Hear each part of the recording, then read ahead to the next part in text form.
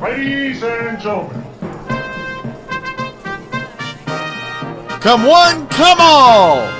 It's once again time for a senses-shattering look into the music scene and life itself in Rexavision. Yay!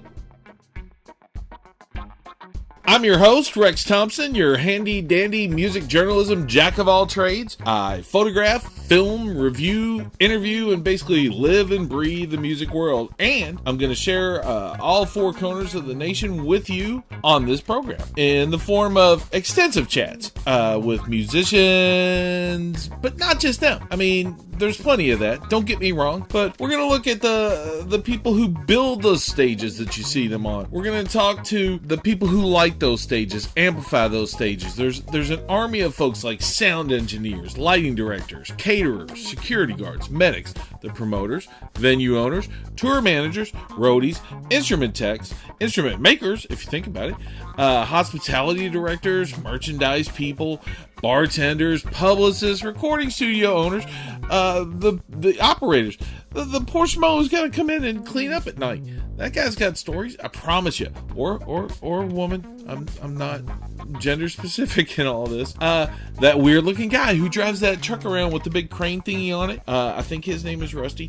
Hula hoopers and countless others that I am blessed to get to meet as I travel across the country covering these events, or when I'm just here at home where the events come to me at the Spirit of Swanee Music Park, the coolest place on earth. Anyway, boy howdy everybody, and welcome to Rexavision. Today I have one of my original I wrote down 10 wish list guests for the podcast when I started, and Keller was in the top 5. So welcome to Keller Williams. Thank you so much. Thank you, Rex. Oh, it's no problem. I was just doing the math. This is the 14th time I have done some sort of interview or thing with you. Wow. We've got a history. We've got a relationship. Yes, I'm that guy who won't shut up. And you're the tolerant dude who lets me keep talking. So that works out well. It's symbiotic. Happy Halloween, brother. Yeah, right back at you. So, you know, I have some Halloween themed stuff to touch on. What are you doing tonight? Are you taking the little ones out, or is there any kind of... Yeah. There's been a tradition ever since the little kids could walk that we live way out in the country, so we go party with our friends in the city, and it's potluck, and then we hike about a mile around some houses, and then we all go home. It's always a fun thing, but this year I am a escaped convict, an all orange jumpsuit, and I was gonna maybe braid out my hair like Crazy Eyes from Orange is the New Black, which is a series. But we're definitely gonna hunt down some candy for sure. So okay, speaking of candy, let's get.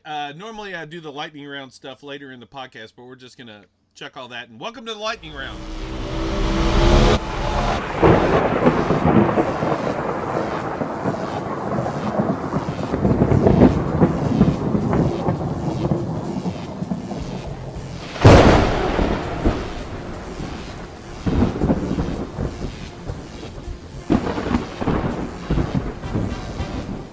So, there's a sound effect going on now of like lightning and stuff. It's all.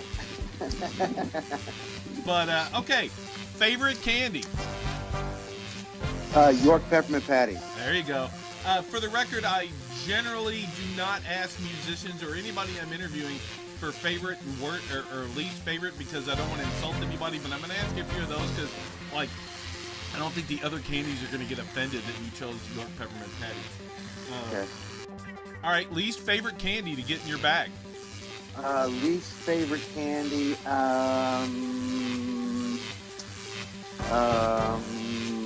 nuts. I don't think nuts are candy, dude. Well, that's the least favorite thing to get in the bag. Oh, okay. That's valid. Don't teabag Keller Williams on Halloween. It's the upshot of all that. Okay, so were you a big costume kid growing up? Ooh, absolutely. Yeah, I lived in a neighborhood, and when I was real little, I would rock the neighborhood right at dusk, and then come home and change costumes and go back and hit it again. Oh, that's evil. Yeah. Do you have a favorite costume from when you were a kid? Well, let's see. It's kind of funny to, when I was on the football team. What'd you play? In my JV years, I played defensive back, and in my my varsity years, I was on all the special teams and played like third string defensive back, But I was one hell of a place kick holder, and I held that ball for the kicker and took us right up to states both years of varsity. So little scrawny white kid in the public school system definitely helped out that situation by my incredible place kick holding, and I definitely helped out that team. But to get back to your question, I guess it was when I was in the 8th grade, on the 8th grade team, I went out as a cheerleader, and my next door neighbor, who was a cheerleader, went out as a football player, and that was pretty fun. Are we talking male cheerleader or female cheerleader here? Oh, the female cheerleader. Yeah, we didn't have any male cheerleaders in my school. Gotcha. Well, that's awesome. Okay, so let's touch on a little bit more of the Halloween thing. Do you watch scary movies?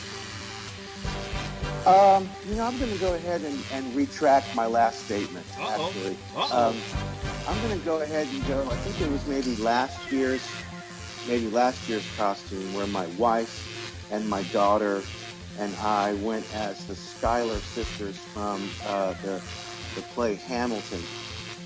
My kids were really into Hamilton, and I was Peggy. I was Peggy Schuyler.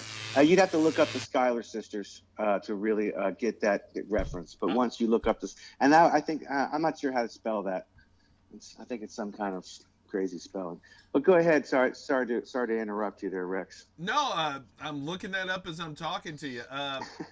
So just out of curiosity, do you watch scary movies? No, I don't. Okay, is it like that you don't like them, or they just scare you?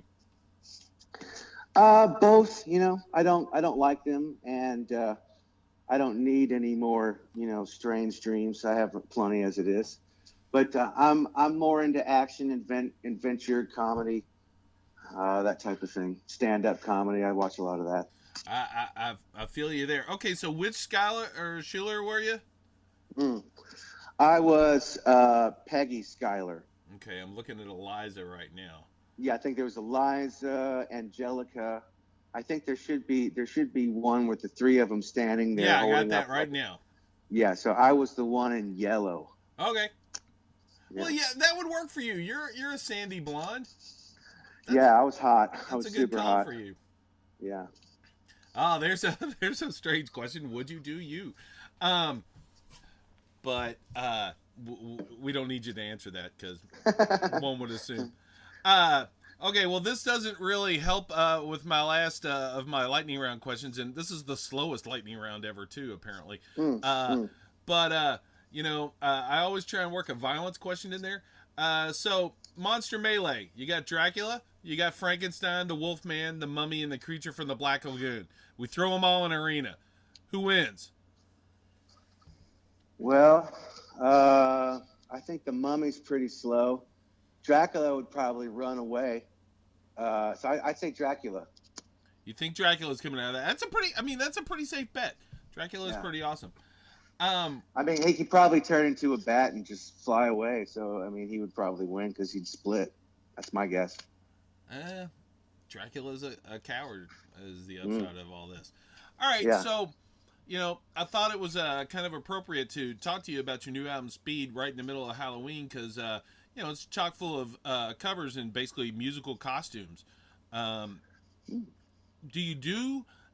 not playing a show tonight. you've been known to do some covers. Hell, you've been known to go out and do whole cover sets. How much effort do you put into trying to make the music yours? Not much. I just I don't sometimes really think about it. If a song kind of attaches itself to me, like most of the songs did on the Speed record, I just kind of play it as if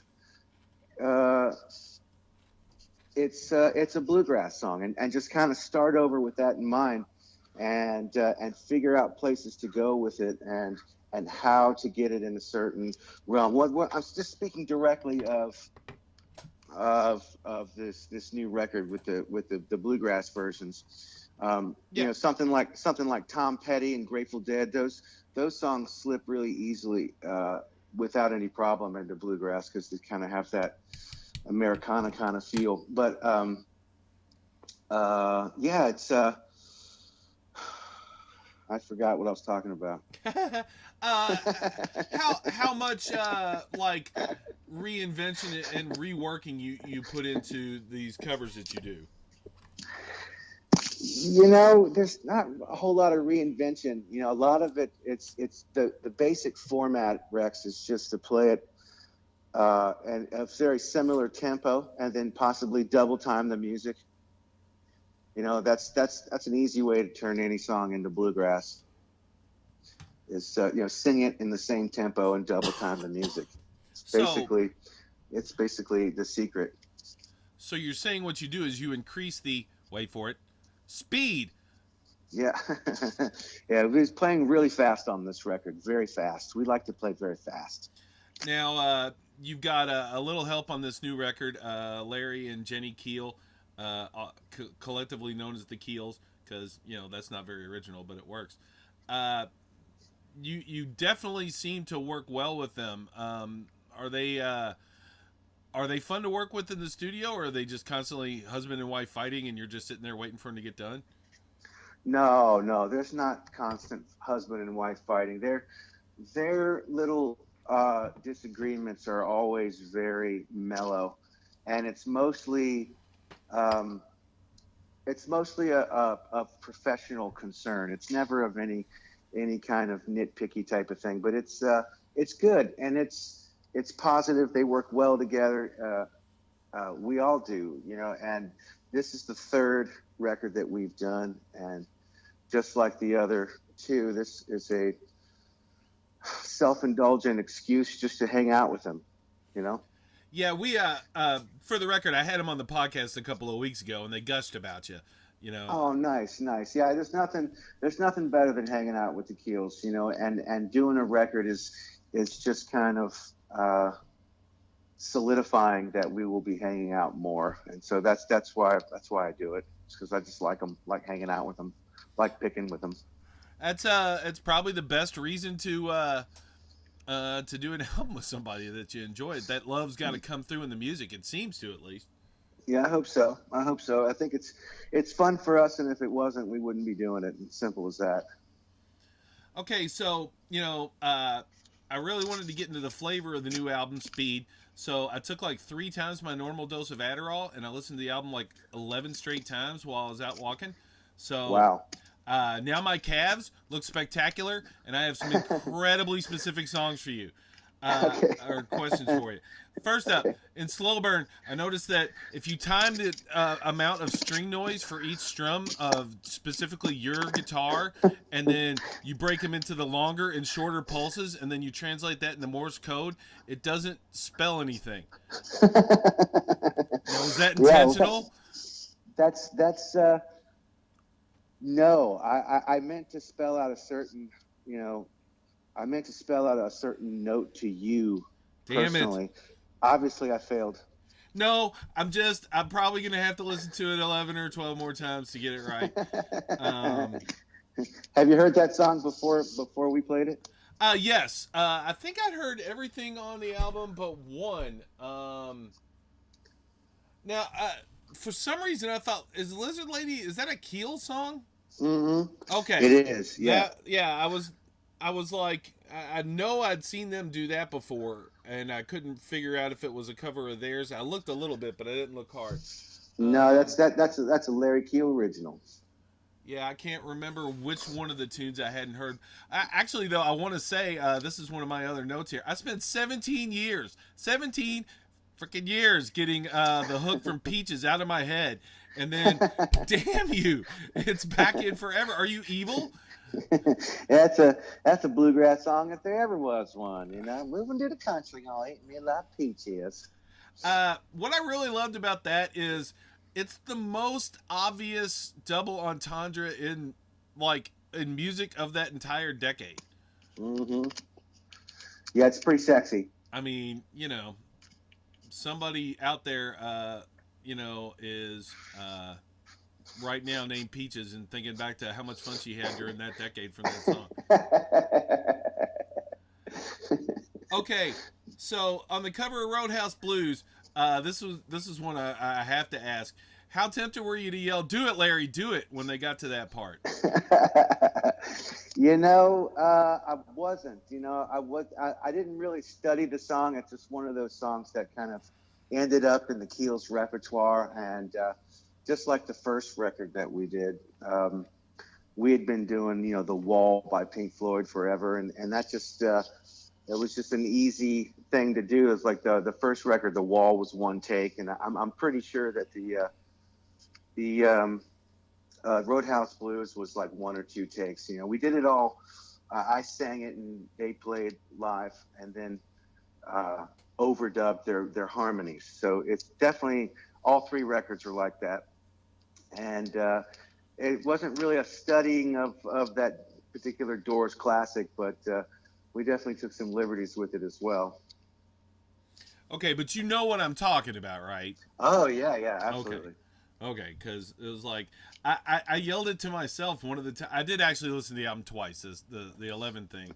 That's an well, twice in Roman numerals looks like 11. There you go. You're close. Yeah, Keller's got my back. Thank you. And I did listen to it twice in a row, so I got that going for me. That's good. So you walked for about 80 minutes. Actually, it was about. I've been walking 10 to 12 miles a day.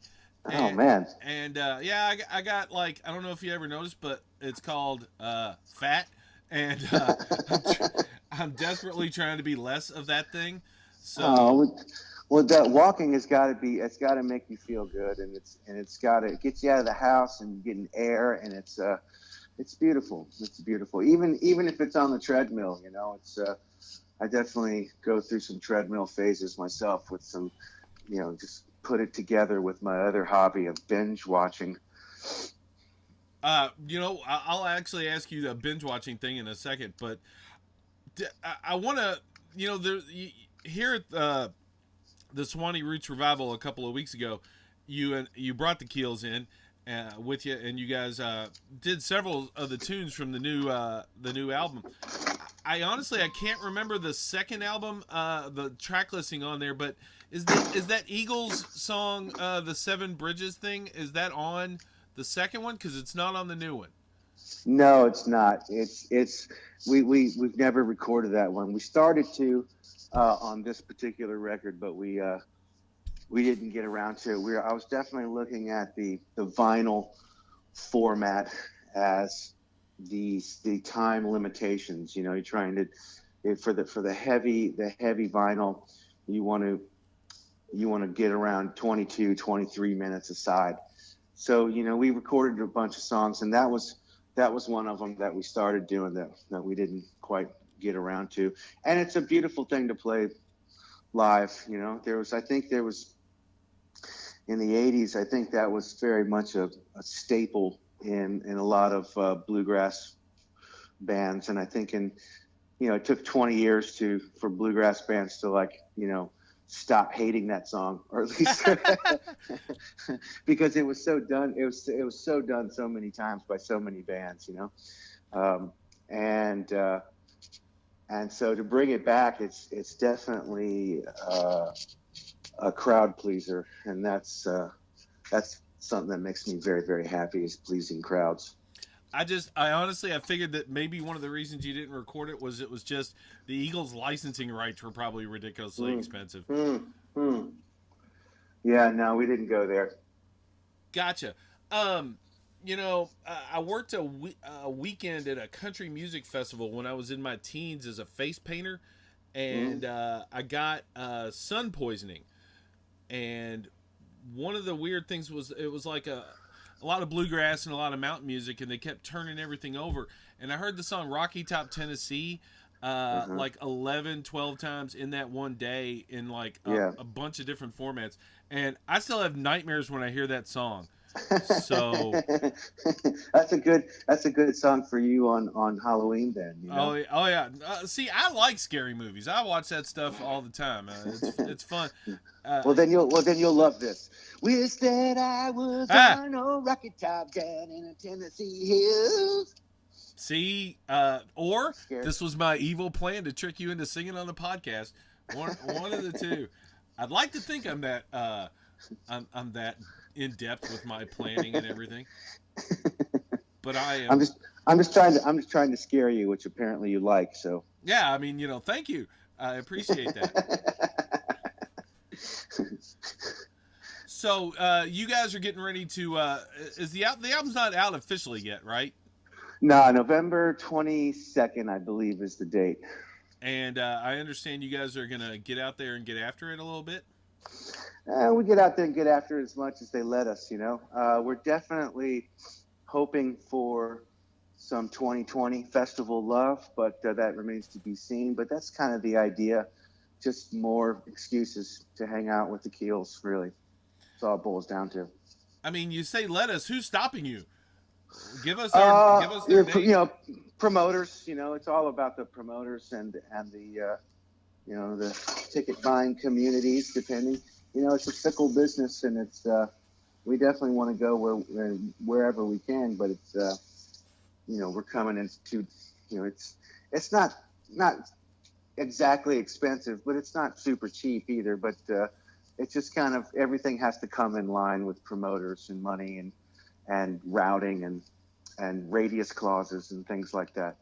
Well, It's all comes to play. well, I've had a bunch of different promoters on the podcast so far, and I'm sure to have a bunch more. And I'll be, I kind of actually already always do tell promoters to hire the kid.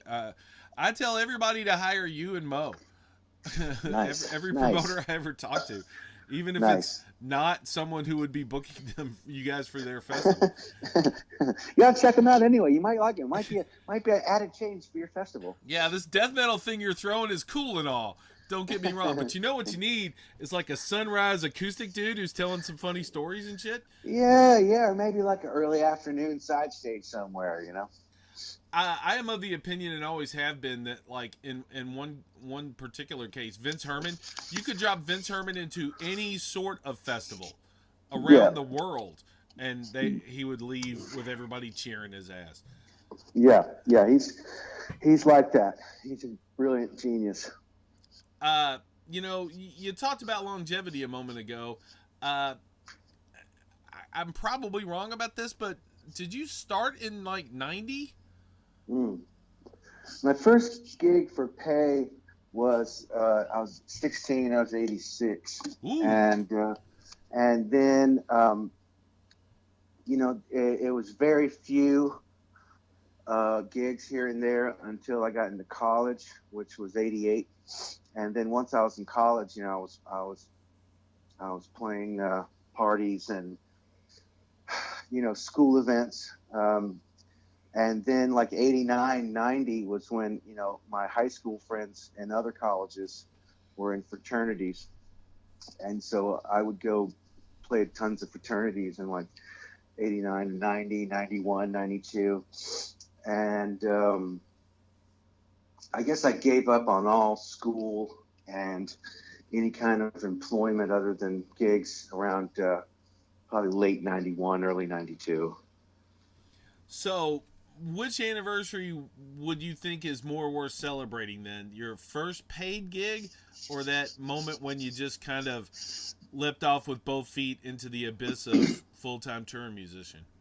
I would probably go the later, the realization of, this is what I'm going to do after, working for like temporary construction agencies.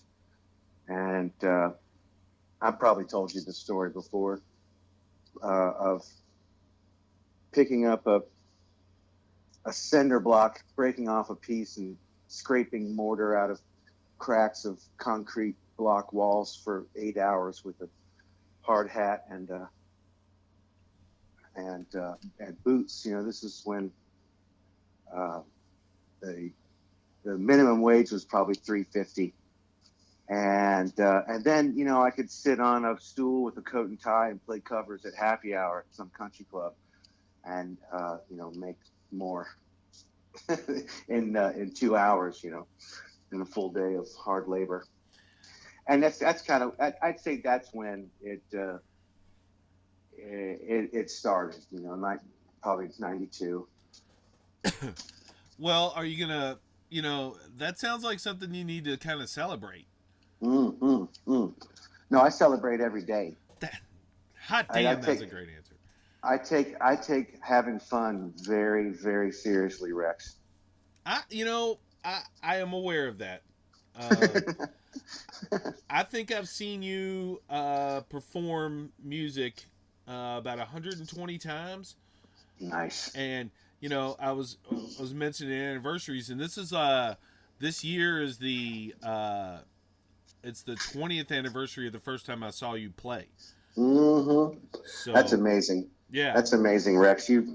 Thank you for being there for me, man. Oh, dude. If you don't mind, one of the, you said earlier that I've probably that you've probably told me this story before. I did not remember that, and one thing, I have a memory disorder, so I kind of forget stuff. So good. Yeah, that's good. I could tell you all the same stories over and over. It works well. Plus, the podcast, I started it sort of for a couple of purposes. One of which was to sort of have these conversations with like people in the music scene, like I've worked with or that I've interviewed and stuff over and over, like you, and record them so that like I could go back and go, oh yeah, I did that. I remember that. So if you go back and listen to one of our interviews, you might hear that story again. Okay, yeah, I've kept. I'm not going to try and insult anybody, but I've thrown most of the interview tapes I've done away, but I've kept all yours because they're funny. Good answer. No, I mean it's the truth. That's the best kind of answer. But just real quick, I wanted to tell you, just the hilarity of that night's always been a thing for me. Because I went to see Galactic, and you were on tour with them, opening up for them, and we got there early, and it was in Cincinnati at this little place called Annie's, and I got the absolute best parking spot I've ever got at a venue. I parked in front of their door, and they had the door open, so I could literally just keep looking at my car, like, yeah, it's still there. Yeah, and wasn't that in? I'm thinking of Cleveland. Yeah, I'm trying to think of the Cincinnati gig. Huh. Well, that's cool. That's cool. It was though. the night of the Xavier versus Cincinnati basketball game. Okay. And we got in there, and I'm serious. The night I saw you the first time was the night I saw Galactic the first time, and the night I stole the show poster off the wall, folded it up, took it home, and I spent like a week matching the colors and getting the color or the fade of the fold where I hid it under my clothes to get it out. And I've got that framed, and it says Keller Williams opening up for Galactic, and it's like February 11th, and that's cool. So I've seen that for years. But anyway, we got in there, and we did not know that it was the night of that basketball game, and the crowd was either packed on one side of the room or the other, and the floor where the show was going to be was completely empty, and it was like 3 seconds before you were going on. It was a couple of minutes, but it was like, why is there no one? And I'm like, we're looking back and forth, and we walked right up to the front of the stage, Oh, nice. Because it's like, obviously, this is okay, Yeah. And I was looking back and forth, and I noticed that some of the people were looking at us dirty, and I'm like, what? Why are they looking at us dirty? And then I realized they were all watching television, And then I looked at the television, and they're watching the Xavier Cincinnati basketball game, and I'm like, oh, this is a rivalry game, and they're just like, and then further notice that half of the crowd's wearing like Xavier shirts, and the other half's wearing Cincy shirts, and they're sitting apart from each other. And this guy's looking at us kind of dirty, and I yell over to him. I was like, "Don't worry, we're from Louisville." And the guy didn't miss a beat. He's like, "We hate your asses too."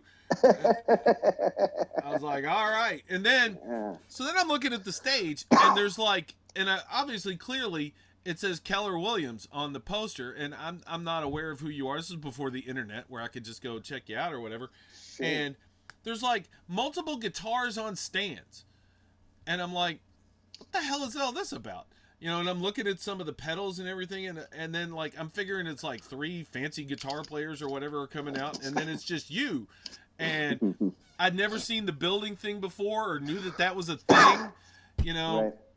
And I was blown away. And then Galactic comes out, and this is when the house man was with him, and I was blown away by that. And then the second set, you come out and you played with Galactic, and you guys just ran around the circle like 2 times for like 20 minutes jamming.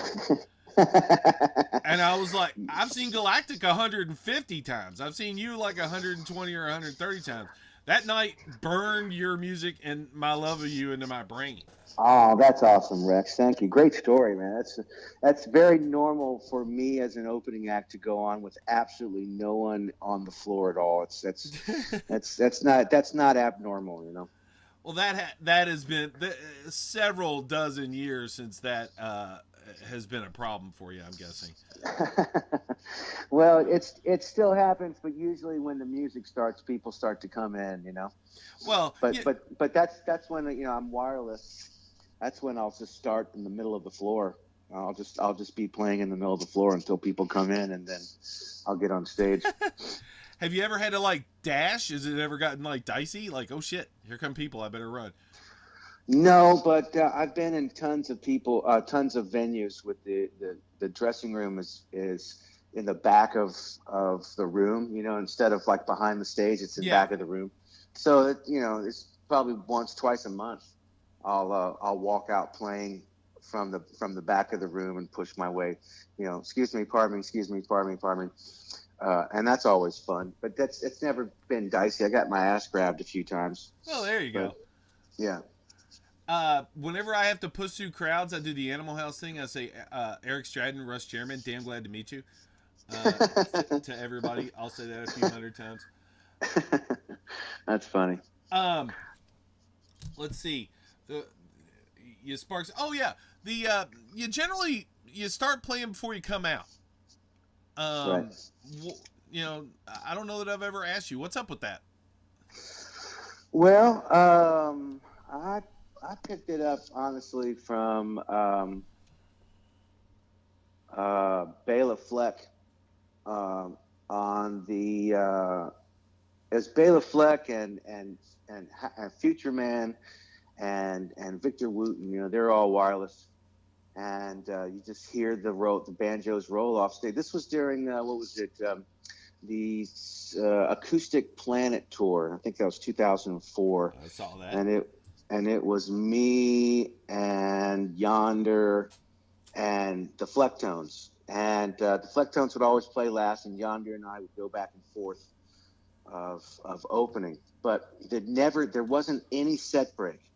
All 9 musicians in all 3 acts were all set up side by side, all hot at any time. And so if I opened at the end of my hour set, one by one, the Yonder would come on playing with me. And then once Yonder's all out there and we're jamming, then I would leave. And then they would start. And then one by one after Yonder's set, the Flecktones would come on and jam. And then one by one, Yonder would leave. And then, you know, so it's this 3-act thing with zero changeover, you know. And that's kind of where I picked it up from, was watching Bela Fleck do that. And it's always really interesting to kind of you know, have people think that this is the set breaker background music. And then there's the folks that have been seeing me that recognize the tone and the style, it's kind of a little joke that we play on newbies. Yeah, you have one of the most distinct tones of it's just a really sweet round sound. Thank you, Rex. I mean, is that all Lou, or I mean, Mm. do you get some credit for this somehow? Absolutely, absolutely. I get some credit for that. I think all the tone is in a lot of the tone guitar players is in fingers. I definitely use heavier strings, and I tune lower than normal. So that in itself, I think, kind of adds to the low end. Lou Gosain, the sound man, is definitely in charge of driving the train, and the decibel levels, and the way, Lou has an amazing ability to allow my acoustic guitar to push air. Um, Hmm. where a guitar is actually acoustic guitar is actually being, pushing air out of the subwoofers as well as the mids and the highs, and that's all Lou, definitely doing his genius, you know, sound chemistry to the sound system. And we've played all over, and he's gone, and we played on all kinds of systems. And you've heard the saying, turning a lemon into lemonade. Oh yeah. Yeah, well, it's a lot of that, and he calls it, just polishing the turd. And so he is definitely has a reputation all around the country for turning a system, making a system sound way, way better than it did before we got there. And I'm very, very grateful to have him on my team for so long. I think it's about 22 years now that he and I have been bitching at each other. I gotta tell you, Lou is one of the first. I saw a lot of shows, and I when I was in my like late teens and 20s, I was way into like the heavy end of the thing. I was into Tool and the metal and all that stuff. Nice. And then I start your show in particular. I started mellowing out towards the middle of the 90s, and I went to a couple of Horde fests. I love Morphine, and Morphine was going to be on one of the Horde fests, and Nice. I saw some of the mellower but still fun stuff, and I decided to start seeking out some music. And your show, I'd heard about Galactic. That's why I went up there. I mean, I was just Sure, sure. trying to search it all out, but I forgot what I was trying to say here. Yeah, no, Um, we're talking about you're into the hard stuff, and then you started to mellow out, and from the yeah, there was Tool to but I went to a ton of shows, and I'd gotten to meet a lot of artists and stuff. This is long before I started being a photographer. I fell back ass backwards into this stuff. I never cared about this shit. I would go to 90 or 100 shows a year, but I'd never once thought of being a photographer or writing about it much or anything. I wrote in a couple of the local eccentric newspapers in Louisville, but I didn't put any effort into it really or anything. But once I started seeing shows, like once I started getting into the jam scene, Lou is one of the first people I noticed who wasn't a musician. I was like, that guy's always here helping him, and that's, it's like, oh, he just travels around with Keller and helps him. And then I started noticing that Lou was singing, and yeah, I was like, at first I thought you were cheating. I was like, yeah, oh, fine, I see. He's not really making 73 instruments worth of music by himself. He's getting help in that one tiny little part. It's a cheat. yeah. He's definitely sang a lot in the past, and a lot of musicians, when we were doing that, a lot of musicians would say, I'm sitting there watching your feet, and I'm hearing the harmony, and I'm figuring you're singing to a backing track, or maybe there's a click track going on in your head, and every time you get to a certain part, this harmony comes on, and it's like, nope, it's Lou behind the soundboard. And it's a very common trick that we got away with for many years. Well, I'm ruining it for everybody now. Sorry, world. Keller's just 9,999 cool ways of awesome and not 1 million. You know, I mean, but props to Lou. Uh, let's see. Uh, you know, the other I did a previous interview with you. Again, I listened to some of the, and read some of the stuff because I didn't really want to go over stuff that we've gone over before. Sure. But one of the things I've done with you in the past was I went through all of your albums with you once. Uh, Okay. and so, again, what's your total at now? Like, how Mm, prolific are you? mm. I don't know. I think it's over 20, and I think it's been three. By the time the Keels record drops on November 22nd, I think it would have been three records this year. So I'm not exactly sure. There's not all of those are still in print. I think there's a few that we let go, but um, there's several uh, titles on vinyl that I'm really proud of. That seems to be a product that people are interested in way more than CDs. Obviously, music's all free now, and you can listen to almost everything for absolute free. So that's good if you're a music lover.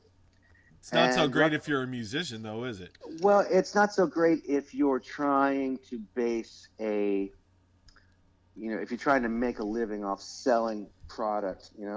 The product pretty much in my world barely pays for itself. I mean, everything we make, we put back into it and just make more. Um, and the stuff that doesn't sell, we stop making it. And so it's a great time to be a music lover, that's for sure. Yeah, I agree. I've never in my life imagined before a couple of years ago having the music collection I have. Hmm. I used to have back when I was getting into like you and Galactic and everything, I used to have a wall in my basement that was like 3 or 4 thousand CDs, Wow. and Yeah. now that's a thumb drive. Um, Yep. Yep. but the it's grown exponentially. I've got like one of the largest music collections of like anybody I've ever even spoke to, because Well, that's incredible. And the amazing thing is that the digital world now, it's like it's not going away. And whereas if there's music on tape or disc or vinyl or anything, there's a shelf life to that. And so it took me a long time to really appreciate the whole digital format. But it's being a music lover now, I couldn't imagine going back. so one question I have for you: do you listen to vinyl at home? No. Hmm. I love it, but it's cumbersome. Yeah, I have a player, and a preamp, and I definitely check the the test press. The record, the manufacturer will send out just some pressings to make sure everything's right, and so I definitely listen. And but I also have lots of a couple of really great friends who have serious um, setups at home, with high dollar preamps and keep track of their needles and whatnot. And I give them copies too to make sure that it sounds good on their system, just to make sure. But no, I'm basically talking the phone, tell my phone what I want to hear, and then my phone plays it, and I put it through speakers, crank it. I That's what I do. I gotta say, I fought the phone for a long time. I Mm, held the line, but yep. I'm a I'm a research guy and like a education guy.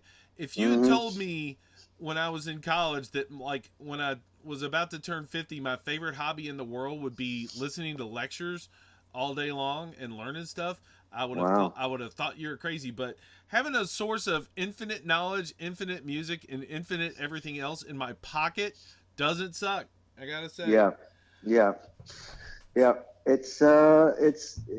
again, it's just an amazing time to be someone who consumes information, whether it be music or podcasts. In your case, obviously there's hours and hours and days and years of things to listen to. You can listen to me until you'll no longer be able to stand the sound of my voice. And that'll be That'll 45 never minutes. happen. That'll never happen. Dude, that's 45 minutes at best.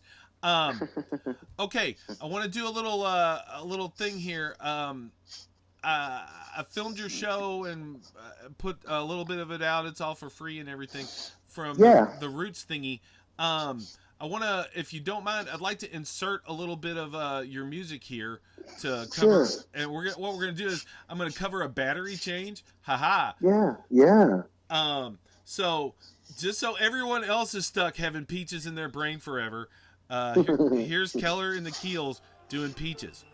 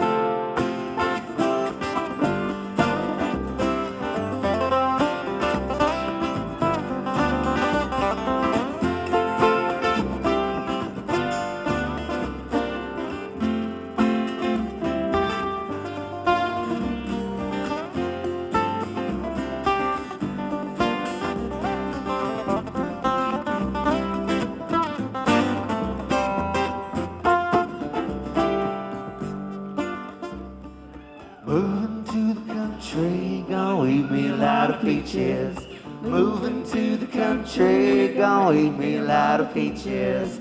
Moving to the country, gonna eat me a lot of peaches. Moving to the country, gonna eat me a lot of peaches. Peaches come from a can, they's put there by man in some factory downtown. If I had my little way, I'd have peaches every day. Sun-soaked bulges in the shade. Yeah, moving to the country, gonna eat me a lot of peaches. Moving to the country, gonna eat me a lot of peaches. Moving to the country, gonna eat me a lot of peaches. Moving to the country, gonna eat me a lot of peaches. Take a little nap with the roots all twist, crush a white peach in my fist, and I dream about you, woman. I poke my finger down inside, make a little room for an ant to hide. Nature candy in my hand, or a can, or a pie.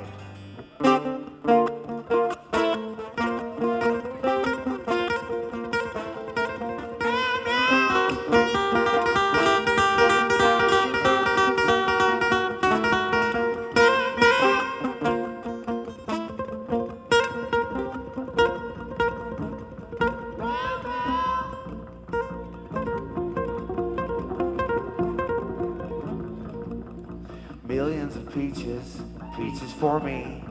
Millions of peaches, peaches for free. Millions of peaches, peaches for me. Millions of peaches, peaches for free. Millions of peaches, peaches for me. Millions of peaches, peaches for free. Millions of peaches, peaches for me. Like millions of peaches, peaches for free. Look out! And we're back. That was incredible. Hey. That was the best fake song / battery switch I've heard all day. But actually, yeah, that that sort of follows it up. First of all, that was an incredible song, and I'm sorry for everyone who's going to have that burned in their head. But while I was doing the battery switch, I was mentioning to Keller that I used to, after I saw you guys play, and I got into the scene, and I went to that first Bonnaroo and everything, I got up front, and I saw the photographers and all that shit, and I sort of fell bass backwards into knowing about that kind of stuff. And that's when I started really going and giving a shit about this. And when I became a photographer, the rich people at this bar I used to work at, they not only helped me buy some cameras and stuff, they would like send me out on missions to go to festivals and take pictures and then bring them back. Nice. And like I kept bringing them, but I kept bringing in pictures of you and describing what was going on to them, and they wanted to know. Again, this podcast is sort of how much I love Keller. They were like, "Is there any videos of this guy or whatever?" So the very first time, this is true, I ever clicked my camera over to the video thing and tried to make a video was of watching you, just like filming a little bit of it so I could show that you were like, because I was trying to explain Keller, this guy, he plays all the instruments with his feet, you know, and he does everything. And they're like, how does he play with his feet? And I'm like, I don't know. I'm not a scientist, you know, but he does shit with his feet and there's music. So, you know, that's all I got for it. You didn't tell them about all the drugs you took before you saw it. No, they were pretty sure that was happening. I was thinking they probably want to see all the hippie girls. You know? Okay, so what I would do? Enough of this guy. Let's see some girls. So what happened would what would happen would be like I worked for a private club full of millionaires, you know, and that's incredible. I never actually signed the non-disclosure agreement, but there's one in effect. You know, I will say very positive things about them because while a couple of them were perhaps those evil captains of industry you've heard of, for the most part they were super nice guys. And like as I was always telling them about the music and everything, and like when I started getting into this, there would be like a pile of cash at the end of the bar before I was getting ready to take one of my breaks, you know, go off for the weekend or whatever to Bonnaroo or whatever, summer camp or whatever. And they'd be like, you know, bring us back pictures. So I'd plug the camera straight into the big digital TV or the good TV, and like I would go through like my files and stuff, and they're like, oh, who's that girl? Oh, look at those chicks. And then I'd just show them pictures, and then they're like, oh, what's this band? Is that a video? Show us the video. You know, and I'd like make them all cocktails. And this is like millionaires who are like, you know, stockbrokers and lawyers and shit like that, who are just like, our crazy ass bartender just came back from the weekend of debauchery. Let's see what's going on. They're vicariously living through you and probably loving it. And that's a one and only entertainment source that they can get nowhere else but at that private millionaire bar. Oh, yeah, no, straight up. And like one of them, you know the band Annie Ballas? Sure. One of the drummers from Annie Ballas was the foster son of one of those guys, one of those rich guys. He was the kids from Louisville. Awesome. Yeah. That's incredible. And also one half of Run the Jewels, LP. Interesting. Yeah, they were all friends of this old guy. We had LP in the Pendennis Club for Halloween one year as our band. Nice. The Halloween party that probably went on Saturday is epic. Anyway, nice. Yeah, those guys were super helpful, and it was all from my love of this stuff, and the love of this music scene and everything has been just strongly thanks to you. You know, nice. Thank you, Rex. That's just super cool to say. I appreciate that. You know, and I'm not trying to make you feel weird or anything, but yeah, I just one of the things I do with this podcast is I like to reach out and thank people. So, all right, 3 albums this year. Are you going to take it light next year? Just do 2, or like what's the deal? No. I'm on restriction, Rex. I fund everything myself, and I've been told, you know, I got to cool it, and it's good. It's good because I've really kind of exhausted all the material this past year anyway, and you know, an instrumental record, a solo record with beats, and then the Keels record. It's pretty much, I need to play catch up, I think is what the grown-ups are telling me. You know, that variety of music is another one of the great things about you. You know, right on. Is there a genre left? You know, I mean, like, what would you want to start thinking of, you know, when you start rebuilding your energy and your catalog? Well, right now I'm focusing on alternate tunings and finger picking, and you know, my love of electronic music is definitely heavy, and I've been trying to put out records that I would listen to myself. That's been kind of my goal lately. Some of them, I don't really want to listen to, but what I'm trying to focus on what I want to listen to. So I was thinking probably similar lines to a combination of the Ad and Sands record, the instrumental and the record came out this year. Yep.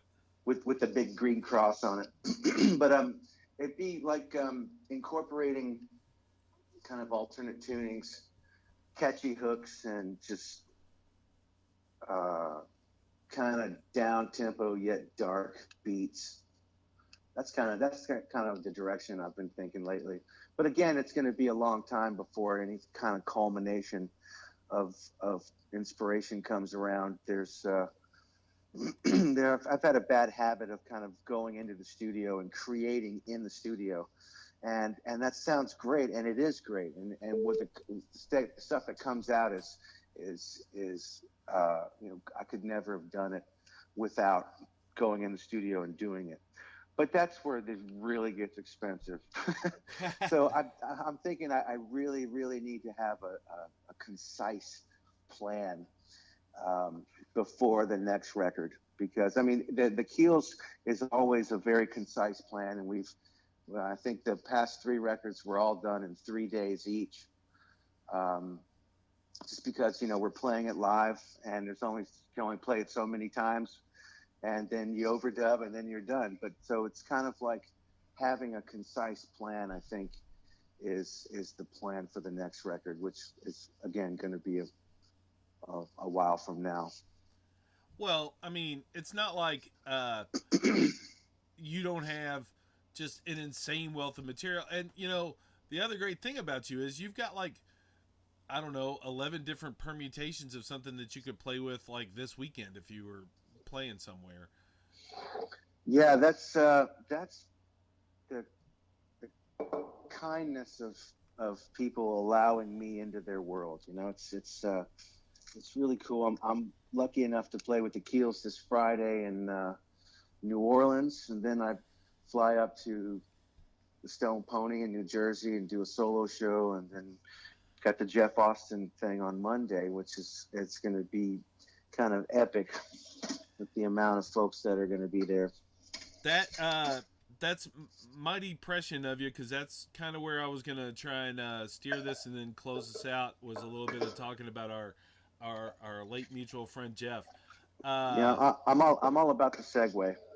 Well, I kind of sometimes think I should send people notes, and then because I make notes, I actually do care about the podcast and stuff. I try and make it look like I don't, but well, you want it to sound natural and everything, but it's and my notes aren't there's a note here, your prolificness in general, so. And I felt like we covered that, so I moved on. Okay, you did good. You're doing great, Rex. You're doing great. I feel better all about it now. Yay! I gotta tell you, I say yay like that more times a day than you would probably be ready to imagine. But no, same. I'm the same way. When you said you celebrate every day, that energy comes off you so fiercely and so obviously, and I try and radiate and live that same thing. And it's one of the reasons I've always reacted like I do to your music and your energy, man. I've never left the Keller show not smiling and wanting to dance. Oh, that's awesome. That's awesome, Rex. That's exactly what I'm going for. I'm trying to get people out of their heads and out of their normal day, and all the stuff that bothers you, all the stuff that's going on in the world, that's all going to be there, 90 minutes, 2 hours, however long they give me later, And so my idea is to try to, give some of my, kind of paint a picture, kind of a visual image, of something different than their normal day to day. And I'm happy to hear that you're right there with me. Oh yeah, I'm on. So you're taking this positive energy to Colorado, and you're going to share it with a lot of folks who are a little bit sad about losing one of our friends earlier this year. Yeah, the late great Jeff Austin, just a fantastic human being, and so many moments shared on stage all over the country with that guy. And some of it was sitting in with Yonder, but most of it was the Grateful Grass. He was part of the first Grateful Grass trio with Keith Mosley, myself, and we're gonna play one of his songs on Monday. Keith Mosley and I, and the original Grateful Grass "Man Down" situation, and it was kind of came to a surprise to folks that weren't as close with him as others. I think there were signs leading up to it, but it really messed with a lot of us really hard, and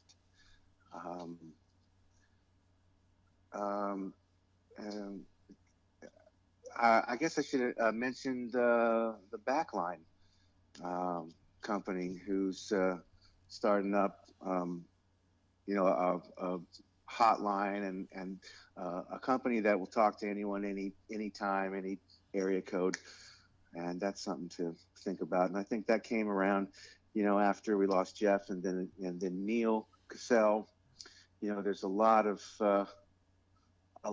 of time to get inside your head when you're a musician.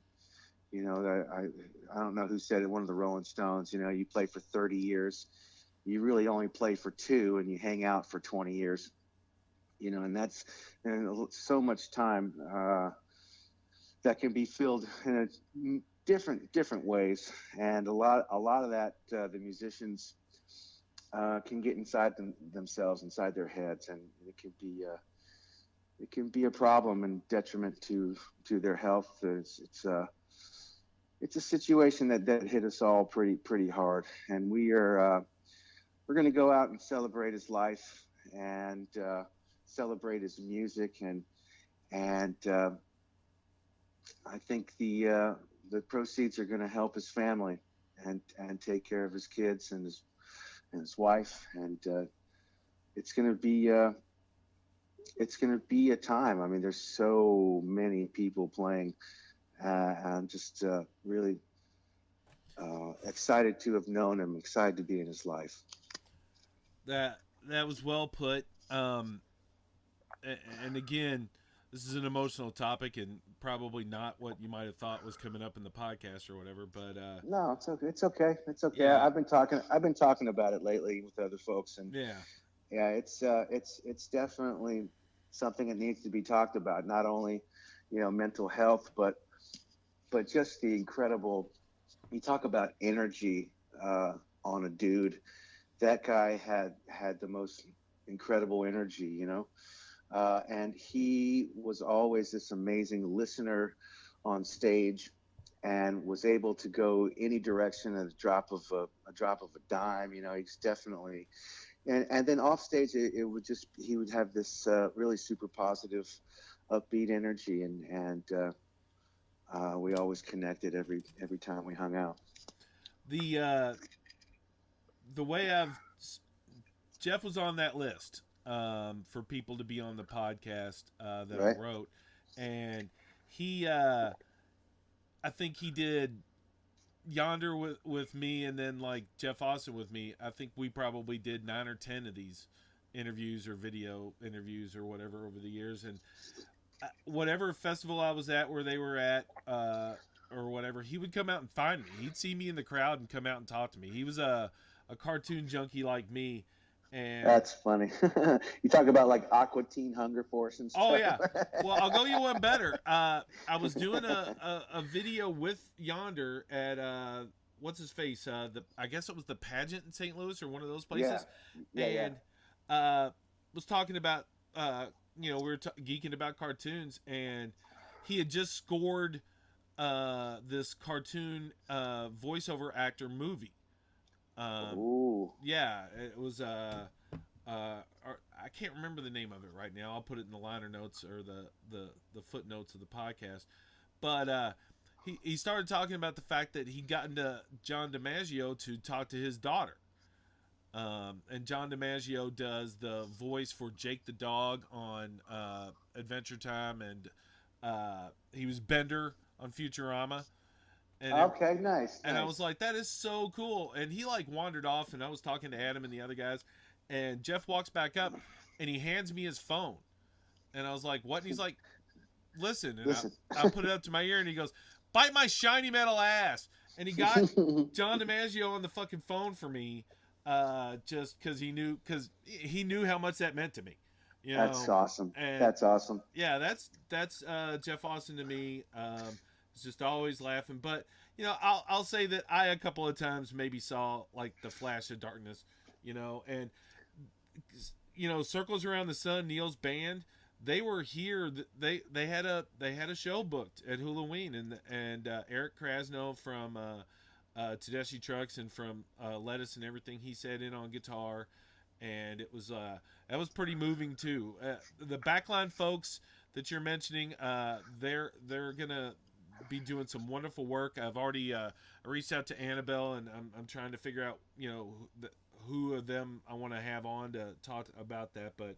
It's a wonderful thing, and I say this all the time. Your music makes everybody so happy, as I've mentioned multiple times. We need to look out for each other, and we need to try and make each other smile whenever we can. It's one of the things I try and do. You speak the truth. You're preaching to the choir. You're exactly right. Yeah, I actually, when you said preaching to the choir, I was like, I actually would have been shocked if you were like, no, you're way off, Rex. No, screw people. I don't know. You're totally wrong. So I guess the thing I want to close with is the thing I showed you at the Roots reunion. I drew a little poster of you. Yeah, you go in kind of lightly. You see a little poster. This is a magnificent piece of artwork. Thank you. I'll accept that because I worked on it so freaking long. Normally I'm all humble, but yeah, that one's cool. I'm with you. But one of the things I'm trying to do over the weekend of Halloween, I'm making this announcement. We're kind of towards the end of the podcast, so hopefully nobody will really pay attention to this part.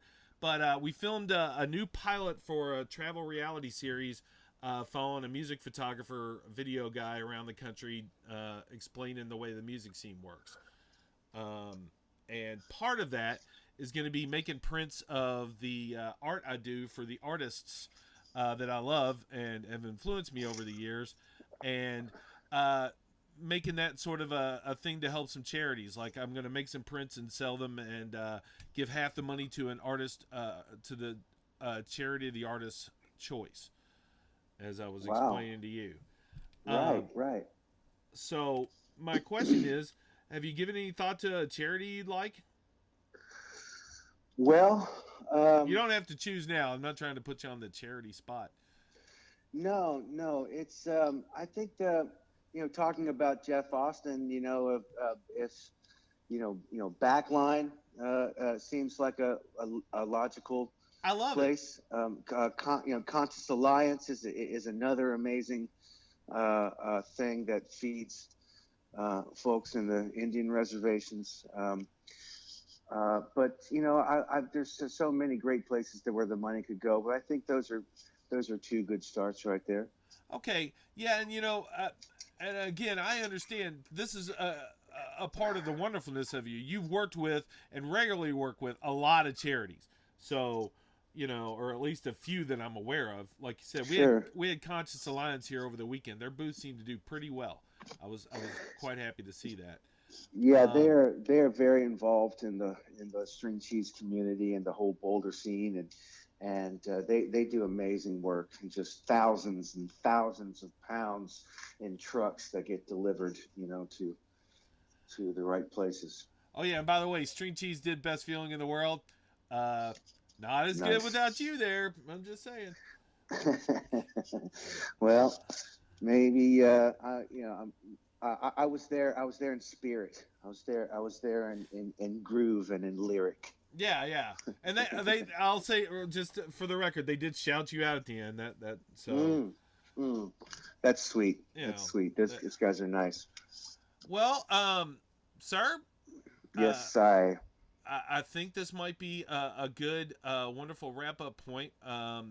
It was a bit of a journey, but thanks for coming along for the chat and everything.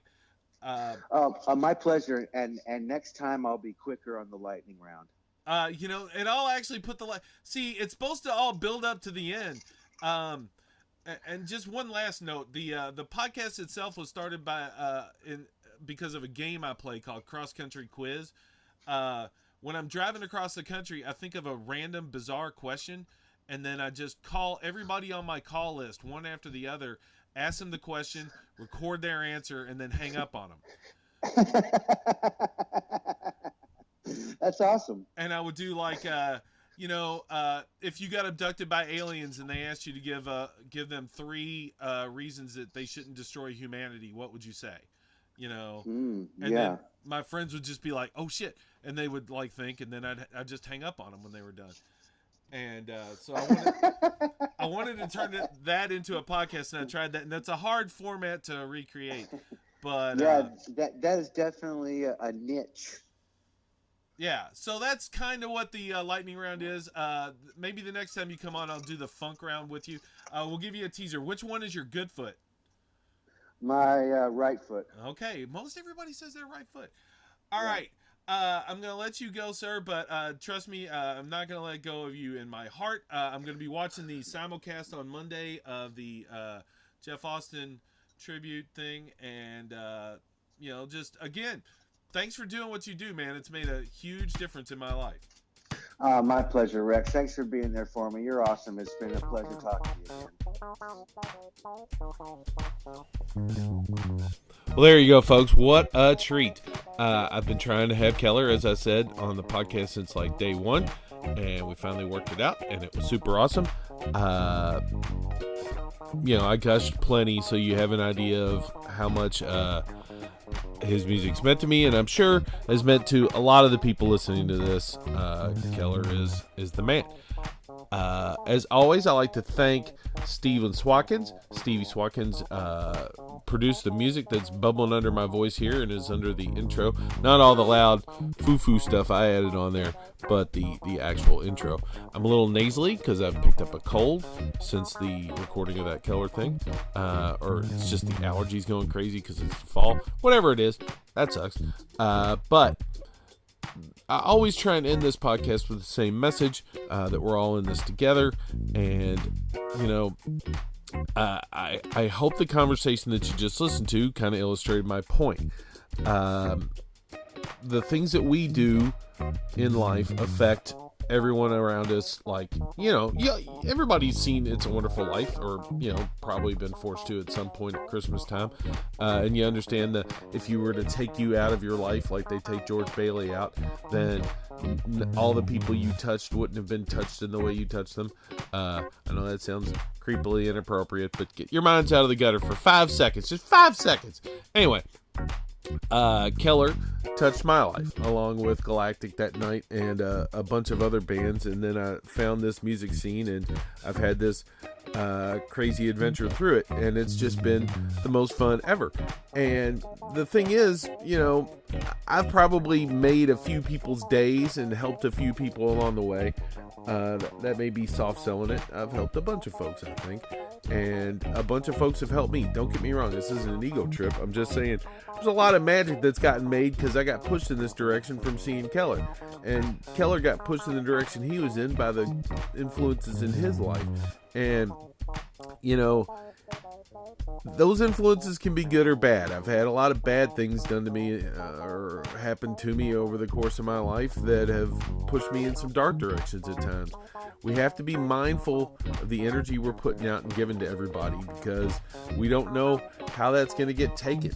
I mean, you can't know what you're putting out there is going to do for other people, but you can try and make what you put out there positive, so that at the very least, if the energy does hit someone, it's coming in good. You can't guarantee it's going to stay good and then it'll be interpreted correctly, but at least try and spread the love, because we're all in this together. Anyway, thanks for listening. See you soon.